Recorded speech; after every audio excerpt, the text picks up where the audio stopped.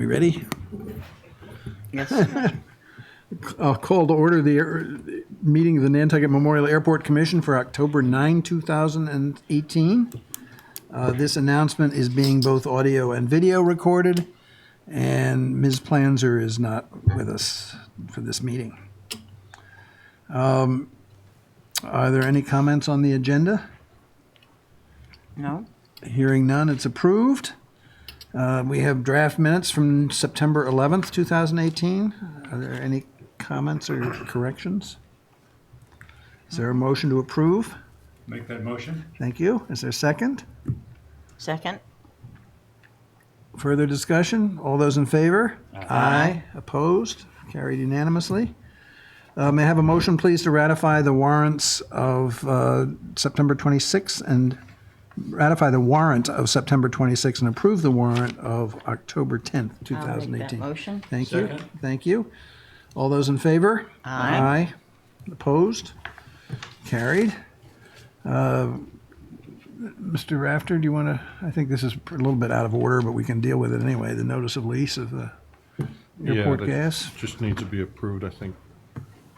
It's a notice of lease for the airport gas station. Are there any comments or questions? One, Mr. Chairman, I'm going to recuse myself from this matter, please. All right.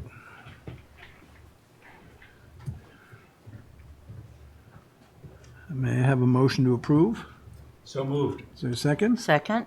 Well, any further discussion? All those in favor? Aye. Carried unanimously. You may return, Mr. Gasparo. Thank you.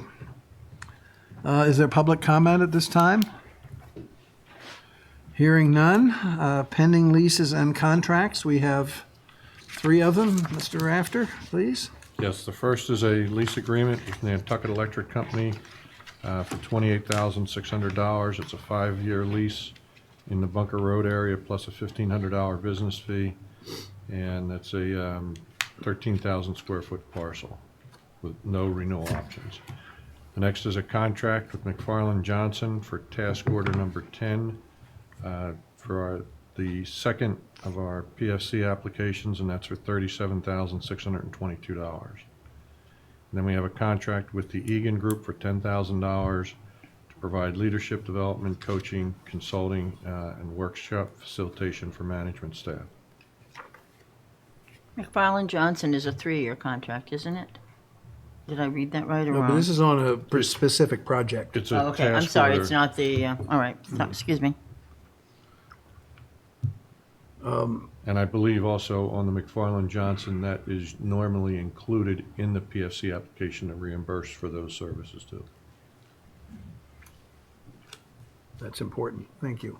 Are there any questions or comments? May I have a motion, please, to approve the lease agreement and the 2 contracts as set forth? So moved. Is there a second? Second. Further discussion? All those in favor? Aye. Opposed? Sorry. Carried unanimously. Pending matters? On the general fund repayment issue, there's still no change, and I'll be writing to the finance director to try to formally move that forward, because that's been stagnant for quite a while. You and I and Mr. Gasparo talked this morning about possibly writing a letter to the finance director and a copy to the Board of Selectmen. Do you think that's, Copy in the Board of Selectmen. you think that's a good I think idea? that sounds great, yes, because this has been so long on our agenda. Do we want to copy the Board of Selectmen or the town manager first? Both. Agreed, I agree. Okay. Do we have a consensus here? Yes. Yes. Mr. Gasparo? Absolutely. Okay, great. Okay, thank you. Go ahead, Mr. Rafter. On the crew quarters development, I've had discussions with TJ Watterson, who will be providing a proposal this week for conceptual floor plan layout, as well as cost estimates for two buildings with a total of two bedrooms and 2 3-bedroom units. So we're hoping to have that in this week. The next item on November 119 Romeo Whiskey, the violation appeal. The pilot has contacted us and asked to present to the commission sometime after the holidays we're interpreting that to mean after the Christmas holidays. Why don't we, I would suggest we take it off the agenda and only put it back when he contacts us. Okay? I agree. The next item is a discussion of the hangars and tie-downs, rental policy lease agreement, hangar lease agreement, and T-hangar lease agreement, and then the proposed T-hangar rent. We've had a fairly lengthy discussion of this at the last two meetings. We will have a public hearing at the next meeting, a formal public hearing on the subject. I'm not foreclosing discussion, but I would encourage people in the audience primarily to speak if they have questions concerning anything that Mr. Rafter discusses when he goes through these, because I think we've heard pretty much most of what people have to say. But as I say, I'm not precluding comments, but I'm asking that you focus on questions. Thank you, Mr. Rafter. So before I get into the proposed rate, just wanted to bring up on the policy, there was discussion previously about subleasing, and I wanted to know if the commission wanted to have a date certain where if you had a sublease by a certain time frame, because we've been discussing this now for several months, and I think there may be some folks just maybe entering into some subleases quickly here. I would recommend we go back probably at least 60 or 90 days or whenever we began discussing it publicly. Well, we've been discussing it publicly for a year, off and on. But specifically, we've been discussing it really since the end of June. Yeah, the sublease matter I don't think came up in. No, not the sublease, but the whole renewal 2 meetings, yes. issue. Yeah, the sublease matter came up 2 meetings ago. What's the sense? Does anybody have a? This relates, if I may, to the essentially establishing a date of grandfathering Grandfathering status. and sublease, So if yes. somebody, what date would we determine that if you had a sublease as of, Yeah, you would prior to qualify that date. for whatever consideration we're going to provide for Right a of first new- refusal, Right yes. of first refusal. I agree with that. Well, like the first of the year. We've already been doing what, 2 months or 3 months are we on discussing Well, it? certainly. Well, I guess I guess I would wonder what the manager's recommendation is. I don't know if the first of the year would work. I'm thinking after we made a recommendation of us taking over, and then we had maybe when we had the first draft policy come out. Which was when? It's probably 3 or 4 months ago. Why don't we? June. I would be Look at the content with the minutes. end of June, Okay. June 30th. Any lease on or prior to June 30th. I think we probably ought to take a vote on that. Is there such a motion? I'll make that motion. Is there a second? Second? Is there further discussion? All those in favor? Aye. Opposed? Carried unanimously. Additionally, 2 other items that were discussed at the previous meeting. There was some thought of possibly trying to see if we could do a discount for folks that are on the street list. We ran that by the attorneys, and they believe that would be a A violation of discount or a priority? either one. And they they thought that would be a violation of our grant assurances, so I don't think we should move forward with that. Okay. And the other item that was brought up, I believe, by Mr. Cheney was a question with regard to a single engine, whether it be a turboprop or not, in a common hangar. The turboprops are assessed a significantly higher fee, and we agree with his discussion that, it's the same square footage, takes up the same amount, and we'll be addressing that at the next meeting in our recommended rates and charges. That if it's a single engine, it's a single engine. However, we will differentiate with a jet because of the insurance we have to carry for that. But that's in common hangars, right? In common hangars, yes. So as it relates to T hangars, we looked at we looked at the rate structure a few different ways. Before we get to the rate structure, why don't we go through these other things? And Okay, is there anything that you need to call out for attention on? The policy was just simply the grandfathering on sublease. The general or common hangar lease agreement has been in draft. What's called the draft secondary hangar lease agreement, I believe it's more properly titled the license agreement. And then the draft T-hangar lease agreement. They've been out there for comment for a while. I don't know that we've changed anything significantly. Okay. A quick question on the discussion on insurance. My understanding is that if you own an airplane, you've got hull coverage for the airplane.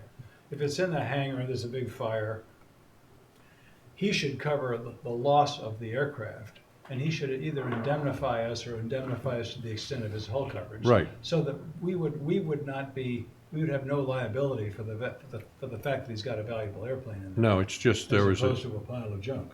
there was a difference between jet and our carrier asked us, do we have a jet in there? And we had to do some additional work because we do. Okay. So, Okay. so as I was saying, Are there any comments on any of those from the commission? I was wondering if there's any comments from the gentleman in the audience or the. Well, I think I know we'll- you did yeah, the questions. Yeah. questions. Yeah. and we've Are had there any these out there questions now on for any of the good 3 documents? months. If you've, yes, Mr. Drabkin? If I may. Stephen Drabkin, retired federal official and long-term airport tenant. I had a specific question to the maintenance and repair of the door is being shifted to the leasee, I believe. And I had a question as to whether that, if it required maintenance, did the airport do that and then bill the leasee, or does the leasee contract and take care of it? That to me is a question. We're kind of jumping ahead a little bit here, but that's fine. Our intention is to have the tenant responsible for the doors, and I will tell you exactly why. We have some damage that was done to our overhead doors on our ARF building. We've put them out to bid twice now, and the damage occurred about 3 or 4 months ago. We have yet to receive any bids, and we're going to have to go into a special exemption to try to get approval to go out and then try to find a contractor. So if you'd like us to do it, I can tell you, I don't think you're going to be satisfied with the way it's done. No, I prefer the So, other way around. That's, so our intent was to have the tenant responsible All for right. the door. It just wasn't clear in the documents, Okay. but I'll I make thank sure you it for is. that. Okay, we'll make Yeah. sure it is. And I thank you for consideration on the sublease business. Appreciate it.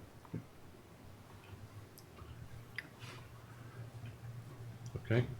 So, as I said, we'd heard some feedback about our proposed rate and went and looked at it. We looked at it a few different ways. The first was benchmarking, and benchmarking on Nantucket is difficult, and Noah will go into the details in just a minute. We also looked at it with regard to our rates and charges study and the General Aviation Cost Center and what it would do to help close the gap that exists there.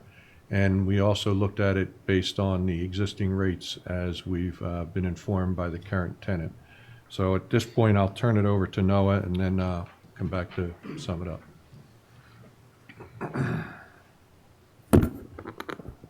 Hi, Noah Carberg, Assistant Airport Manager.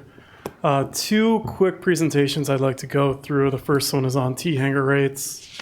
The second on benchmarking. I always love doing these mathematical analyses, so please ask questions if I skip over anything. And I'm also a believer in PowerPoint. You tell people what you're going to tell them, and we did some benchmarking. Benchmarking isn't really the correct term because it's benchmarking with a correction for what the real cost of our resource ownership is. And I'm here to start off by saying, the result of this benchmarking study is that a resource on Nantucket should cost about another 41 to 89% more than it costs on the Vineyard. or another 168 to 650% more than it costs in Hyannis. This is also, Where did you get that? I will get into that. That's just the teaser. Saves the shop. Also wanted to point out this is an established fair market value methodology for non-aeronautical land that we've put into place here at the airport. And as much as it is not my role to lecture the commission on grant assurances, they are important to consider in this situation. So the benchmarking, again, that's benchmarking with the quotes, came from a 2017 appraisal that we had done for us. We were looking to set fair market value for non-aeronautical property in the bunker area. We hired a licensed appraiser, and he came back and he said, doing a direct comparison is very difficult for a non-aeronautical asset at the airport. There really aren't comparables from other airports, existing sales on island. He said, we have to compare you across airport locations by cost of ownership. So a gallon of milk at the Stop and Shop in Hyannis, not the same cost as here in Nantucket. And what this appraisal did was it set the fair market value price for these bunker lots, and I'm going to call it an upcharge because it was an upcharge. It looked at similar resources off island and said you need to charge that resource plus X or that resource plus Y. I'm going to skip over a lot of the math and a lot of the detail. Here's a page from the appraisal. The circled red item reads, the calculated values provide a relationship for further analysis. And that's where I'll point to the math. It's not my math, it's the appraiser's math. But again, not all benches cost the same to build and maintain. The appraiser gave us a high range for the vineyard, a low range for the vineyard, the same for the Barnstable by incorporating, through his analysis, commercial and real estate values across the three locations to get a true cost of ownership. And then the mathematical relationships are there for us to escalate. Using that, with the actual true benchmarking study we did of hangar rates across the Cape, we found out if you use Hyannis as your base, HYA in blue, the rate in blue is what you calculate at 168 to 650%. You get a hangar rate of $503 to nearly $2,000. And I'm not telling you we should charge $2,000 for a hangar. That's just a mathematical relationship. Then in green, and green was a little more complicated. It's a two-step equation, but it yields the result of, well, 41 to 89% more than the vineyard. Our rate should be $600 to $800. Again, these aren't ironclad rates. No one is going to come after Nantucket Memorial Airport if it's not the pure mean average across these. Again, this is just to kind of take a step from the methodologies available to us what this resource should price at. So this 2017 appraisal, it's pre-existing. It existed prior to this discussion, and we used it to set rates for non-aeronautical parcels. We used it to set the fair market value for the FAA or land release when we were looking at the solar request for proposals. We used it to set the target price for our bunker lease rate transition, where we charged 88 cents in 2012, and now we charge $2.10 in 2018. And we get feedback on these proposals at these prices. So it did do the job of setting the appropriate rate for an FMV. And then we've used it for Sun Island at our established rate of $1.77 in 2018. I want to be clear that this escalation is dimensionless. It derives from a non-aeronautical rate, and non-aeronautical rates are specific to fair market value. Aeronautical charges do not have to be at fair market value. But it's a dimensionless ratio. You can apply it to non-aeronautical land rates, you can apply it to aeronautical land rates, and you can apply it to fee categories that we charge on rates and charges. Those would all be valid. And again, not my point to lecture, but we have to look at our grant assurances and our federal rates and charges policy. And I've got two sets of relationships up there. I have the letter of the law and then the grain of salt, because there is wiggle room in each grant assurance. What are we mandated to do? We're mandated to provide a consistent methodology across users and classes, with some exceptions. Notably, we call out a year-round signatory rates for our terminal carriers. What else are we required to do? We're required to have fees that are reasonable and non-discriminatory. But the caveat there is airports are given latitude in cost assignment. The example I like to point to are ARF services. ARF services are required for our certificated air carriers. We could choose, based on our strategic and philosophical approach, to assign all of those costs to the Part 121 carriers, or we can realize, well, these provide a valuable service for corporate GA, and we can recover some of the costs in that stream. That's where airports are traditionally given latitude. And then there's a goal of self-sufficiency. And again, this is a caveat. You can look at having individual cost centers that are self-sufficient among themselves, or you can look at setting one cost center to run at revenue and cover a shortfall in the other. But you do have to be careful. You don't want to find yourself in a situation where your commercial service cost center runs at a profit, but those revenues or retained earnings are not cycled back into commercial service cost centers. So my summary before I go into my second presentation, which will be 4 slides, is if you're comparing rates, that's fine, but you do need to compare cost of ownership too. If you're deviating from an established methodology, that is okay, but we have to justify it. So my proposition is we do have an established methodology in this upcharge. We don't have to follow it, but we have to know why we're not following it. And then ABC, always be considering your grant assurances. As I'll show in my next presentation, our tenant general aviation cost center is currently subsidized by the FBO, or at least we're reasonably sure it's subsidized by the FBO. And that's okay now. While these cost centers are running at a profit, the airport is profitable, and we're not taking a subsidy. But looking far into the future, what I hope is far into the future, when revenues aren't so robust, this self-sustainability of each cost center could be very important.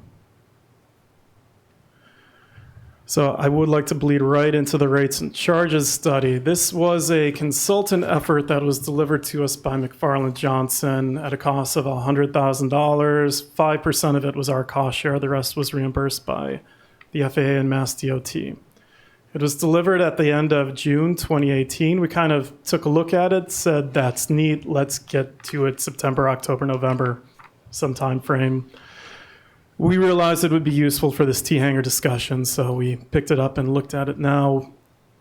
I think I do owe an apology because we are just now reviewing the detail. This would have been helpful for us to bring to the commission a month ago. But what it did is it established these cost centers for us. And it also looked at some methodologies for cost center performance. In a rates and charges study, I want to start... No, what does methodology for cost center performance mean? I can. There are... The FAA requires you to have essentially an approved methodology for your various cost centers and structure. And the 3 that are primarily approved are either a residual, a compensatory, or a hybrid of the 2. And a residual is where the user makes up the entire cost and there's no risk to the airport.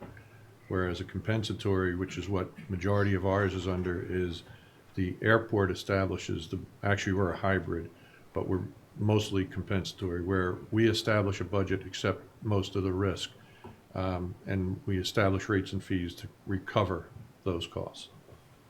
Is that? Oh, okay, thank you. I'd also add they've seen a lot of airports, so they have a really good insight on, well, this cost goes in this department, etc. So under the word rates, the flow chart starts at the blue box that says adopted annual budget.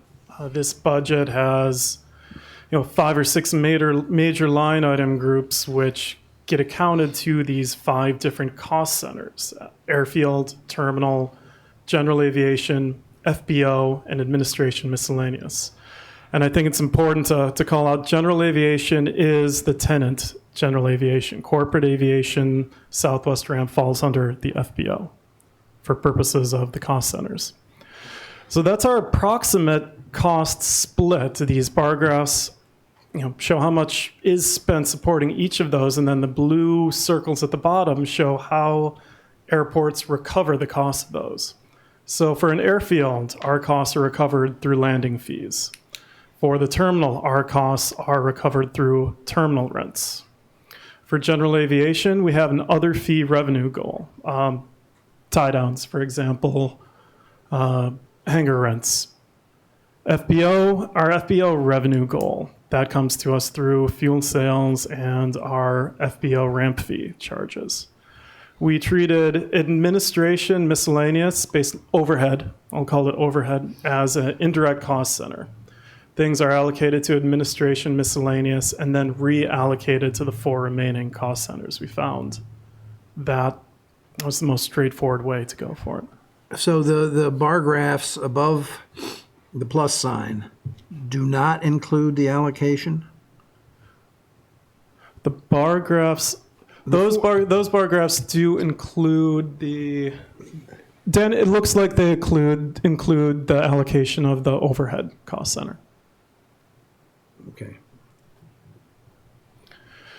Okay, so I have 3 lines of a spreadsheet. The top, where it says airfield, terminal, general aviation, etc., that is from the rates and charges study. So those different cost centers have direct expenses and then indirect expenses, and I listed them both.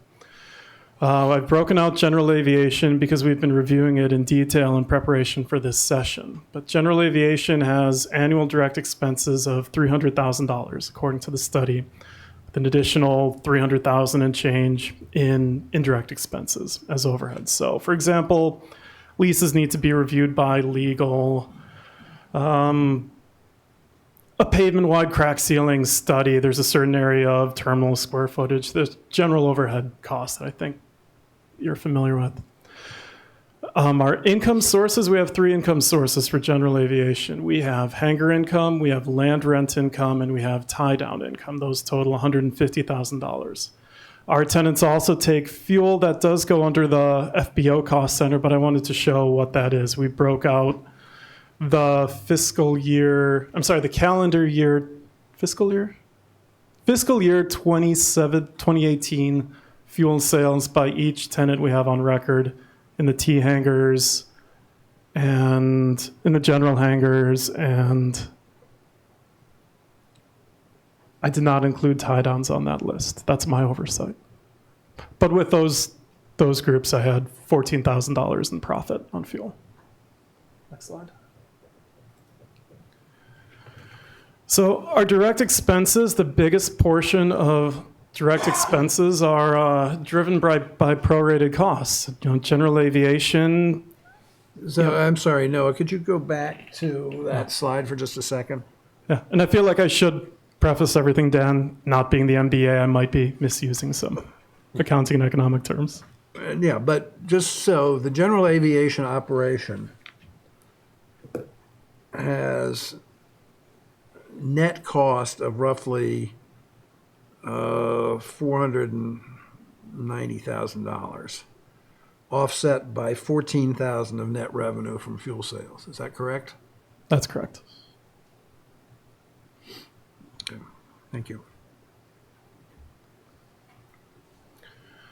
So direct expensive, driven by prorated costs. I went to the GIS. So 150,000. Sorry, let me start over with that. When you look at our driving costs and prorate them by the portion of the resources actually used by general aviation, they're not the majority, but they're not insignificant. We have 150,000 square feet of airfield pavement dedicated towards that use. We have 300,000 square feet of lawn covering tie downs. We have 25,000 square feet of building. We have approximately 1,000 feet of AOA fencing, et cetera, et cetera. The point is, we experience costs with all of these. We remove snow on the pavement. We repair buildings when they have leaks or other issues. We have to patrol the AOA fencing. This does take direct capital resource and personnel time. And we've been able to itemize it. The point being that, less than 1% of a category to 5% of a category, whether it's staffing or maintenance, still adds up when 3 to 5% of the organization's payroll is $150,000 to $250,000, or 2% of an airfield. So airfield is the wrong term. 2% of a comprehensive pavement-wide project, such as a crack sealing job, is $18,000 when apportioned by that cost. And then you add up the overhead costs, vehicles used to bring the person out to patrol the security fence. That takes 15 minutes a day, every day, twice a day, 365 days. Those indirect costs add up to.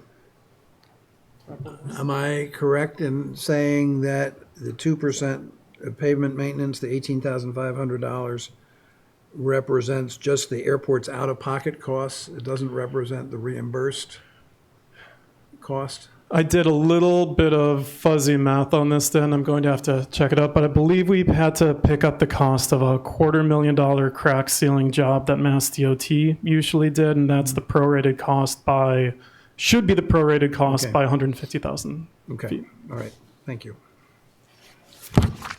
So Noah's covered the benchmarking and rates and charges. I just wanted to go over the individual T-hanger rates, current versus proposed. And this is as reported to us by Janet Boyle, the current tenant. She's indicated that the rent per month is $340 a month, or $4,080 annually, and that she has a quarterly CAM charge, which is common area maintenance charge, of $1,020, which essentially breaks down to another $340 per month, for a total of $680 monthly fee, or an annual of $8,160. We are proposing $450 a month, which would total $5,400 a month, or a year, and that's it, no CAM charge. So I just want to make sure we understood we're not putting in a common area maintenance charge there too. What that does for us in terms of trying to contribute back to the deficit that Noah showed earlier in the rates and charges, the current rental and CAM charges is $102,000 in revenue, less the expenses that the tenant has, payment in lieu of taxes, utilities, lease payment, insurance, and so on, nets a profit of about $77,329. And under our proposed situation, the revenue would be $64,800. Our projected expenses are $14,680, which would give us a $50,120 back to the GA cost center to offset some of that deficit that was identified earlier.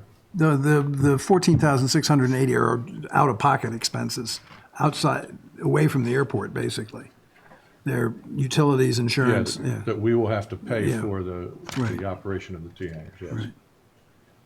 Right.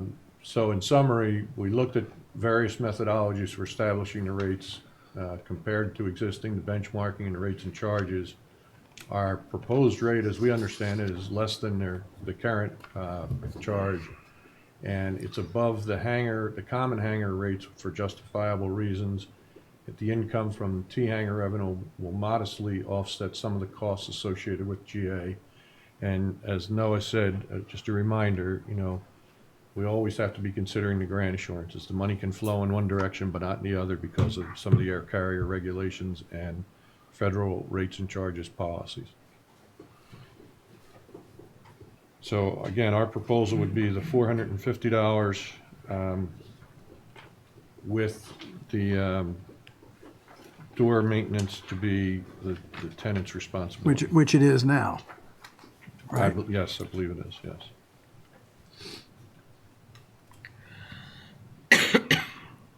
And as I said, we wanted to put this information together so that you saw where we were coming from when we looked at the numbers and what it does for us and where it falls, so that we are checking it against our grant assurances, checking against federal rates and charges policy, and our overall policies that we have. And next month we will have the public hearing, so we'll have at least a 2-week advertisement for that to let everyone know as well.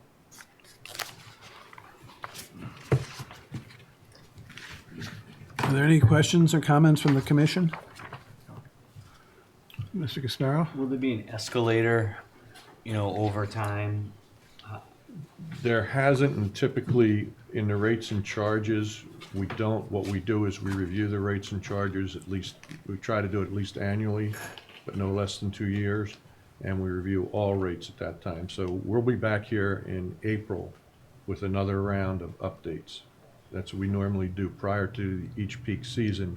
We come in and we look at all of them. Typically, the escalators are in, a lease agreement, but the way these work, it's lease agreement by fee, if you will. So it references a rate sheet when when you sign the lease. One more question. Sure. When should we expect to see this $100,000 rates and charges study? We will be glad to present it. It's a study and a model that's probably at least 300 pages, and we can go through it as much as you want. We are still doing a deep dive with Jamie on it so that we have a clear understanding of exactly what it is. We just we focused on this particular section right now because of the issue at hand. And then to be clear, this charge would still include the parking space to go with the T hangers. In other words, that would be There's included. no parking for automobiles for T hangers. But associated outside, not in. In other words, they still would get a. They're still entitled, I think, to one permit. That's what I meant. There's no additional And charge. there are It's other included. fee waivers as well, right? The landing fees are waived and ramp fees. Now, did you say we were going to relook at this again in April? So if we agree No, to, we will look at the entire. right, What is called the rate sheet, and we just do a cursory review of it. And again, we'll see if these are up to date or if something crazy happens or whatever. okay, because I'm thinking if we decide like in November and then we just in April, we're changing it on these Well, but people. we're taking control of the hangars December 1. Right, So we have to have some established Okay. rate to, Yeah, I think it would, speaking for myself, it would take a fair amount of convincing to get me to agree to change this particular set of rates in April. likewise. Thank you. Any questions from the audience? Yes, sir?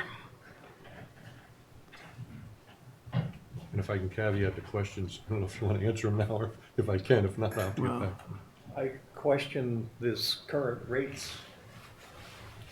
I am a tenant. I do not pay $680 a month. So I question where these numbers, it says source from Janet Boyle. She put in writing to us that this is what she I charges. can give you invoices. I pay $340 a month. I don't have that information. That's all I can tell you. I would be glad to look at those. I'd like to. But Mr. I Schweinbeck, have would you seen no come to the mic, paperwork from please? anyone on what the current lease looks like or anything else. I'm sorry, could you state your name first? Ray Karowitz. And in our lease agreements with Janet, the airport has the last say. Janet is a tenant of the airport. You have full control over it. You have the responsibility and the liability. But you're telling us that you don't know what any of the cost structures are or what any of the invoices are. You're telling us you don't know which hangars have planes in them or don't. I did not write that lease 30 years ago. No, but you're the airport manager. So, Yes, and we've requested it and we received that information from her. okay. I have not received anything from any individual T-hanger tenant. Okay. So I can tell you, it's what I have. I'm working with what I have. John Schwanbeck, primary lessee for hangar number 6, I think it is. And I would just confirm that I receive a quarterly invoice for 1,020, and that's it. And You don't if you receive any monthly No, and rental. if you, I don't know, what she's thinking of or where the communication problem is. I think it's just an error. I mean, I think I just would suggest you check on it. If you'd like to see an invoice, I've got plenty of. That's, honestly, that's the only way I can check on it. Okay. And again, an invoice is one thing, but Please don't take this the wrong way, but am I seeing both invoices or one, or if you have a lease or something that says this is what it is, that'd be very helpful. What does In your other lease words, say? because I've heard some folks have an invoice for a rent and others have an invoice for a CAM, and I don't know. I'll be glad to look at anything you can provide us. I see what you're saying. The lease, my recollection is the lease doesn't specify a rent at all. There was a purchase of the leasehold, the leasehold rights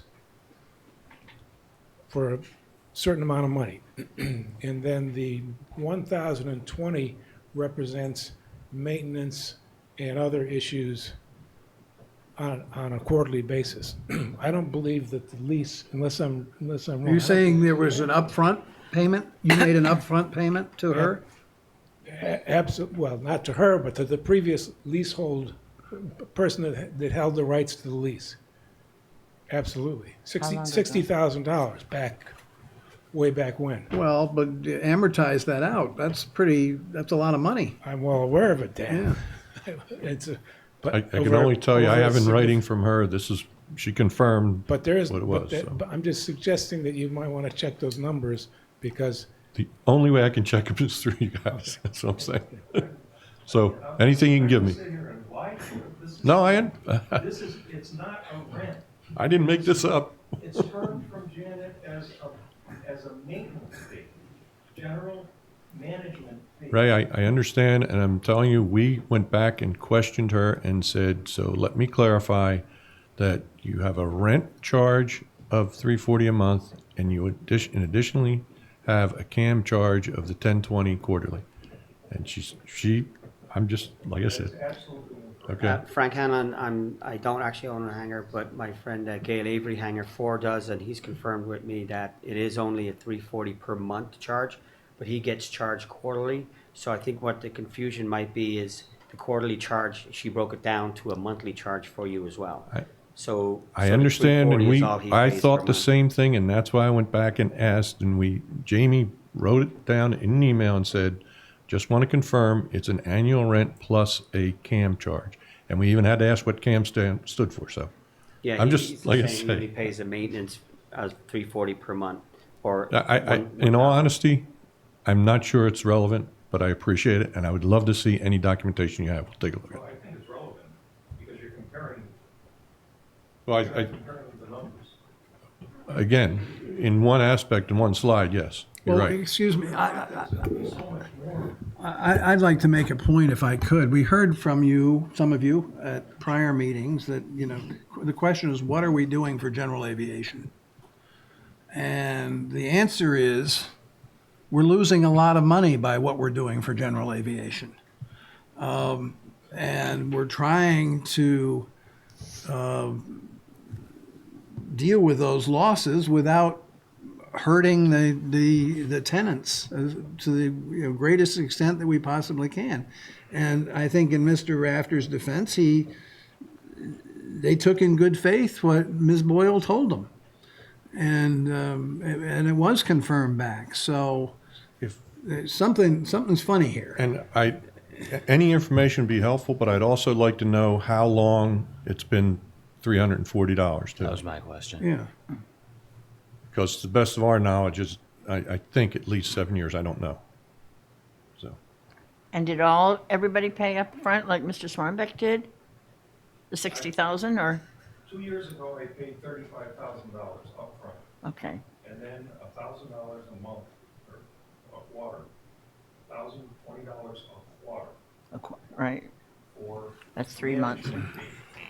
So and I that's, paid the $35,000 after discussing with Tom Rafter that what is the risk that the airport's gonna take over these hangars at the end of the lease?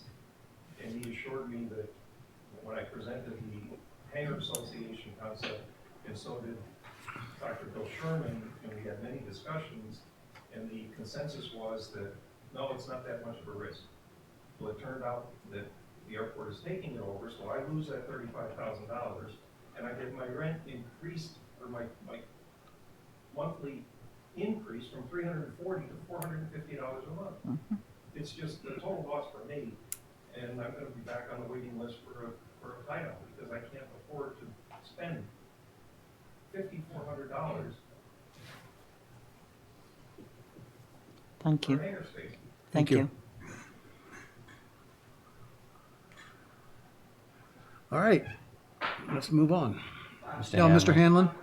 I was just wondering, does the airport have an idea what the demand for these hangars is? If there's hangars that have nobody in them right now, and you take over the hangar, are you now have a list of people that want to come in and take these hangars at your proposed rate, or are those hangars going to stay empty because you're simply just charging too much money overall for the year? So Well, you're one, either going to charge that's a some- double-ended question there. They're either going to remain empty because people don't want to pay it, but right now, we have a waiting list and it's a progression that's stated in the policy. Essentially, you go from grass to paved to common to T-hanger. In terms of, you'd have to move up. So our current waiting list has 12 people on it. And again, they may not all be interested in a T-hanger, but the right of first refusal type, it'll start with, T-hanger tenants remain there. If somebody that's in a common hangar is interested, they would have the next right. And then somebody from the pavement could, it would be a progressive type thing. Can I ask a separate question with the common hangar versus T-hanger? What's the cost difference? Because if you're charging $300 to put your airplane in a common hangar and the airport takes it in and out as a courtesy because you don't want other airplanes damaged, and now you're charging $450 We've for a had this T-hanger, and they discussion have to put previously, yes, it. you're right. And I think Mr. Planzer referred to it as valet parking. And when you valet park your car, you also run the risk of them dinging it and denting it. Whereas you pull it in and out, it's yours. So it's basically costing me more to pull it in and out myself. It's also prior notification, Right. allow prior notification. Yeah, Right. we'll get to you when we can on the common. So. So the wait list for tie-downs is 12? That's what somebody said here for the hangars. Well, it's a, The hangers. What's the wait list for tie-downs? There was, Cost per year for tie-down? depends on the type of aircraft, single twin, grass, or asphalt. 172, On the grass, would be 600 For the season, for the year? for the year. Okay. How much is it per year?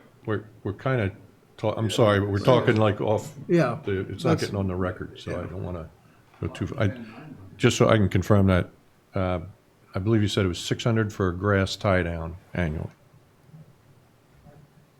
For a single.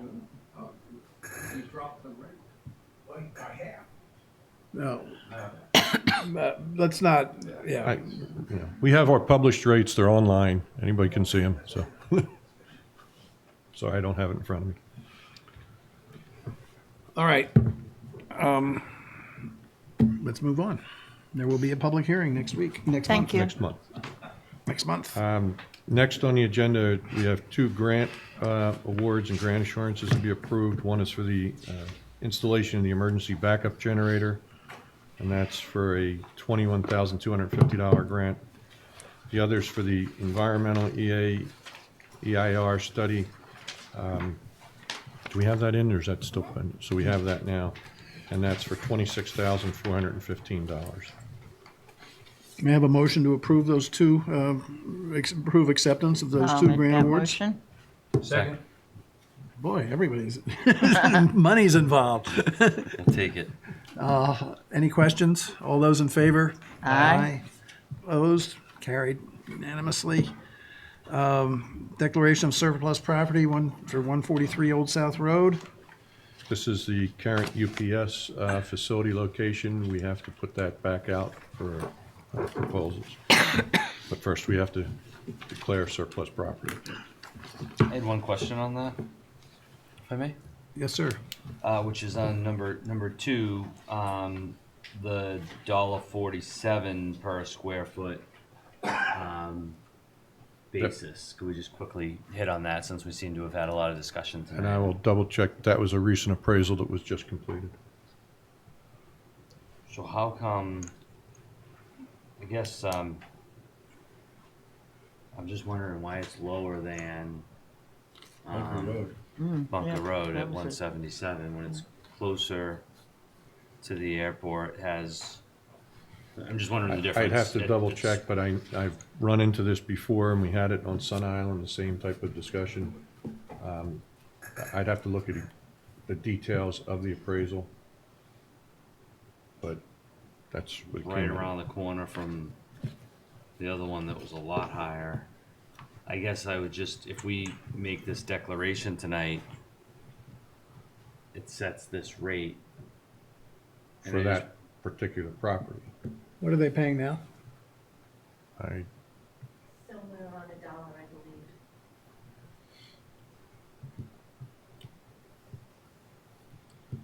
It is confusing. Yeah, I mean, I just, It's very, I- but you saw in Noah's presentation earlier, the difference between, well, you see the Bunker Road ranges. I and- mean, you know, the ranges alone on our island are crazy.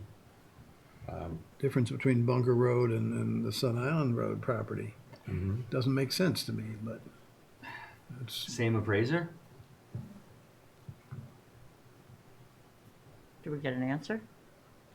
We can, I just would hate to look into Yeah. set it. It's not the same appraiser as the solar appraisal, but it's the same appraiser we use for Sun Island, Right. I guess. and Bunker Road.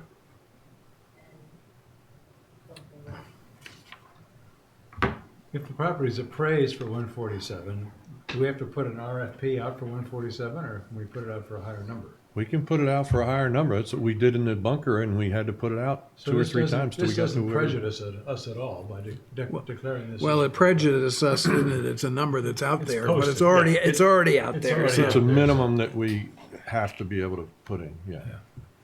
I don't see any I don't think there's, problem with approving this. yeah, I don't think there's a downside to it. No.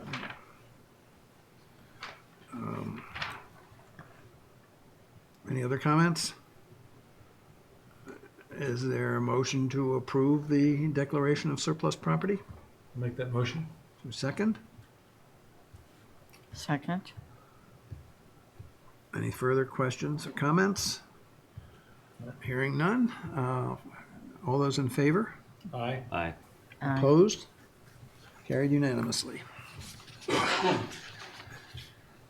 Mr. Rafter, the floor is yours. On the project side of the house, we're experiencing some rutting on the north ramp, which is Rutting. rutting. Okay, thank you. It's fairly new pavement. It's about 1.5 to 2 years old.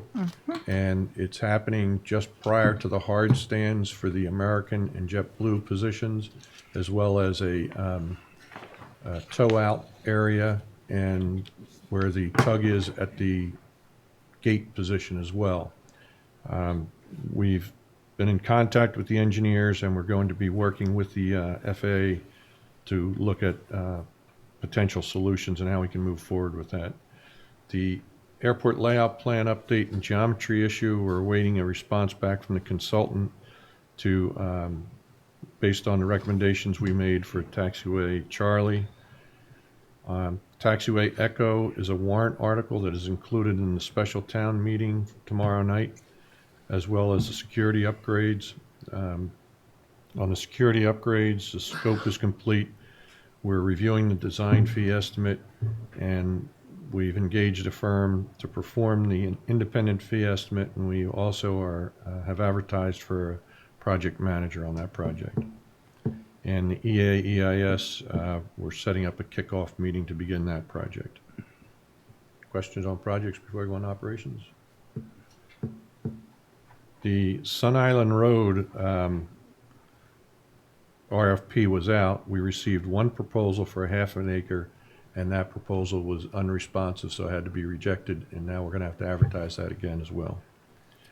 As I mentioned, the OPM, we're out for that, for this security job. And as I discussed earlier, we received no bids again for the second time on our ARF doors, so we're trying to seek a contractor that can actually do that work. And we'll be issuing an RFP for the existing UPS site. On the other side of the house, on the finance, our draft budgets are due to the town November 13th, which coincides with the next commission meeting date. So we will get them to you as soon as we can before that, and we may delay getting it to the town by a day or so. Again, it's the very first, very rough draft. We normally finalize them sometime in the January, February timeframe. Freight, you may recall, we notified the carriers that effective September 30th, they were no longer to process freight through the terminal building.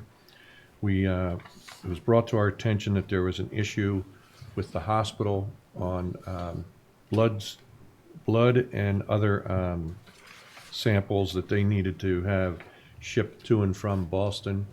We have made a temporary exclusion for that.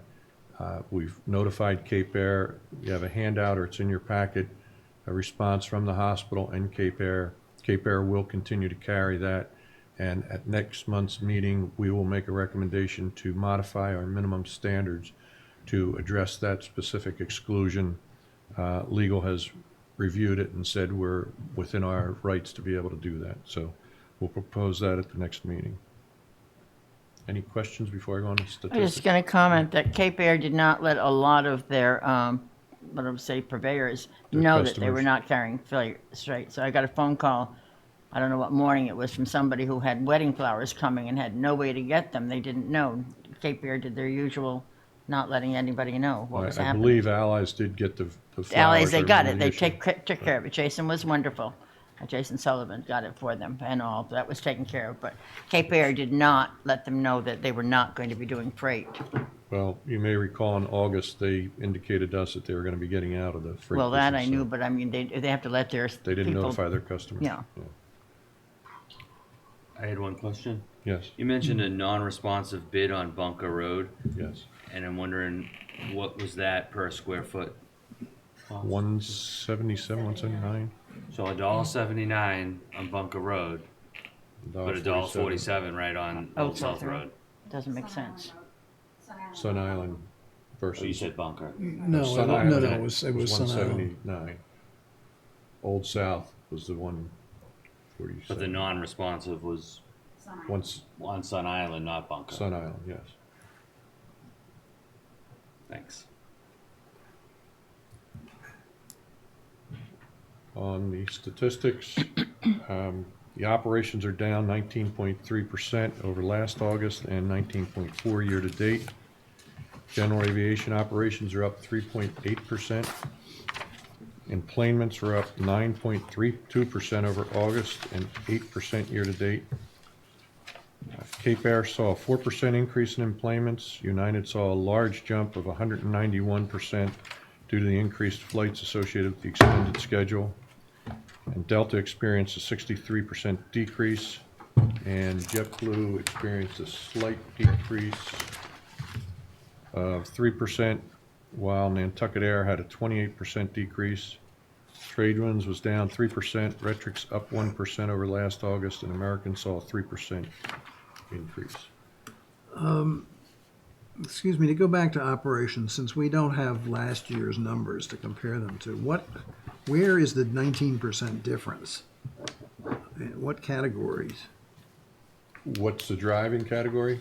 Yeah, I believe it is the air taxi. I'd have to double check that.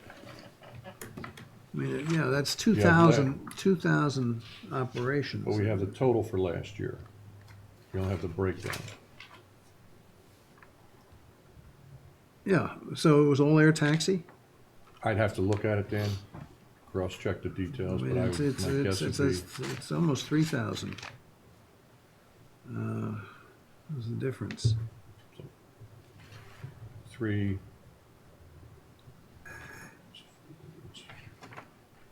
14.5 to 11.6. It's pretty close to 3,000. 14.8 to 11.9. you're looking at. The bottom. I'm looking yeah, at the bottom. Just the monthly, okay, I'm looking at total. Yeah. But it's hard to, well.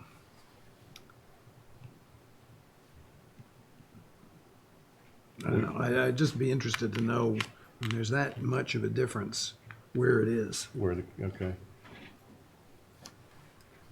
Take a look at that. and Thank you. Get it back to you. In the Boston market, Cape Air saw a 3% decrease, while JetBlue saw a 17% increase. JetBlue in the DCA market saw a 13% decrease, while American saw a 9% decrease. However, it had an 84% load factor. New Bedford traffic continues to increase and was up with a 28%, or 224 passengers. It's continuously climbed, I think, the past 6 months roughly. United to Newark had a 191% increase, or 2,163 passengers, with an additional 21 flights. That's their extended season. Cape Air's White Plain traffic was up 27%. Hyannis Market But you total. said trade winds is down, right? Yes. Interesting. The Hyannis Market for August, the total was down 7%, or 163 passengers. Cape Air was up 191 passengers. Nantucket Air decreased by 333. That doesn't explain the change in air taxi. I mean, the change in operations. These are passengers. I understand, but Okay. I mean, it's so disparate.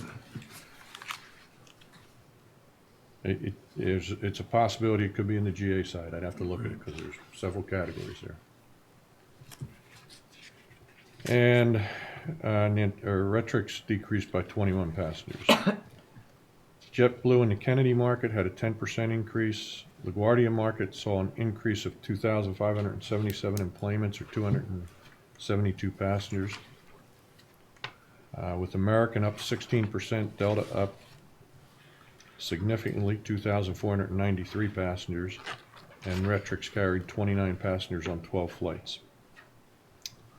American's new service to Charlotte has been very successful with a 91% load factor and carried 285 passengers for August. Vineyard traffic is down 57%, or 124 passengers. And on the fuel side of the house, for August, Jet A sales were up 19.5%, year-to-date up 8.3%. For September, they were up 28.53%, which is a significant jump in Jet A gallons sold. Avgas was up 12.63% for August and 11.2% year-to-date. And for September, it was up also 9.19%. On the freight side of the house for August, it was up 1.9%, almost 2% over last August. And noise complaints were down from 50 in August of last year to 21 this year. And the details are in the packet.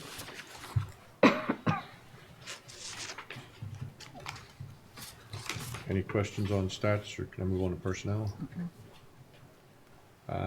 On the personnel side of the house, you probably heard Janine Torres, our office manager, will be retiring November 1st. And I told her she's going to have to get the AED out for me, so it's going to be a big loss. But we have been very lucky to have Katie Perales accept the position of office manager. So Katie will be moving up, and we've interviewed a number of individuals for the position of administrative assistant to backfill Katie's job, and hopefully we'll be making a decision before the end of this week. We also had a resignation in the operations department recently. And that concludes my report. Are there any questions? Mr. Carberg, if you wouldn't mind answering me, I was curious about the two complaints where follow-up was explicitly not requested. Sure. Noah Carberg, Assistant Airport Manager. Those would have come from our online complaint form. There's an option for the complainant to opt out of having a response given, or having the airport contact them for follow-up. Okay, thank you.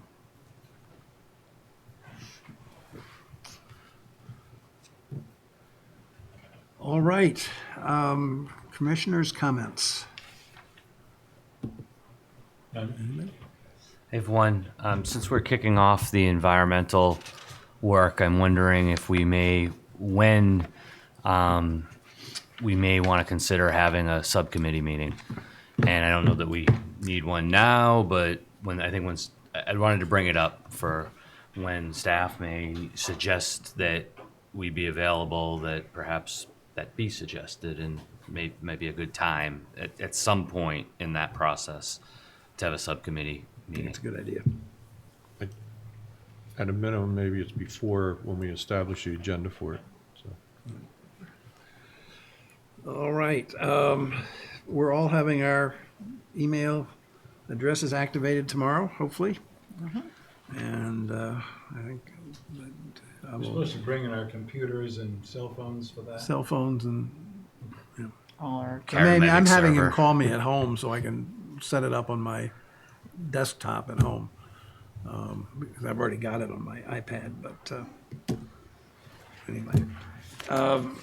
You have in your packet the 2019 meeting dates, which is a schedule consistent with this year's. Is there any objection to that schedule? no? Looks good. So therefore, it's adopted. Thank you. Is there public comment at this time? Hearing none, I will entertain a motion to go into executive session under General Law, Chapter 30A, Section 21A, to review executive session minutes as enumerated, and under Clause 6, to consider the lease value of various leases. The chair has determined that open session may have a detrimental effect on the negotiation position of the Airport Commission.